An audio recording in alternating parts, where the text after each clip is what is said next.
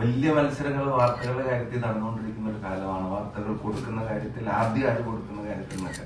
അപ്പൊ നമ്മുടെ ഒരു സ്പോർട്സ്മാൻ സ്പിരിറ്റ് നഷ്ടപ്പെടാതിരിക്കാൻ ഇത്തരം ഒരു മത്സരം തീർച്ചയായിട്ടും നല്ലതാണെന്ന് ഞാൻ വിശ്വസിക്കുന്നു. എന്നുവെച്ചാൽ നമ്മുടെ ഒരു പോസിറ്റീവ് എൻഗേജ്മെന്റ് ആണ്.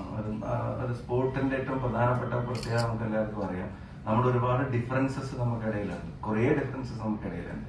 ആ ഡിഫറൻസസിന്റെ ഇടയിലും നമ്മളെ ഒന്ന് യുണൈറ്റ് ചെയ്യാൻ കഴിയാവുന്ന ഏറ്റവും വലിയ പ്ലാറ്റ്ഫോമിൽ ഒന്നാണ് സ്പോർട്സ്. നമ്മുടെ എല്ലാ വ്യത്യാസങ്ങൾക്കും അപ്പുറത്തേക്ക് ഇപ്പൊ തന്നെ ദേശാഭിമാനിയുടെ പിന്നെ ആളത്തെ സ്നേഹത്തോടെ എന്നോട് പെരുമാറുന്ന ഈ ഒരു രീതിയിൽ അല്ലാതെ സ്പോർട്സിന്റെ ഒരു പ്രത്യേകത മറ്റെല്ലാതും മറികടന്ന് ഇ പി ആണെങ്കിലും ചൈത്താണെങ്കിലും ഒരുപോലെ നമുക്കിടയിൽ എല്ലാ വ്യത്യാസങ്ങളും മറികടന്ന് നമുക്ക് എല്ലാവർക്കും ഒരു കോമൺ പ്ലാറ്റ്ഫോമാണ്.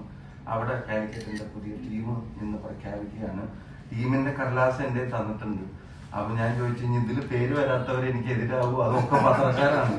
ഇതിൽ കാത്തിരിക്കുന്ന ആളുകളുടെ മുഴുവൻ പേരിനകത്തുണ്ടോ എന്ന് എനിക്കറിയില്ല. ഞാൻ മെല്ലെ ഇ പിയോടൊന്ന് ചോദിച്ചു, ഇതിൽ പേര് പ്രഖ്യാപിക്കാത്തവരുണ്ട്. ഞാൻ ഈ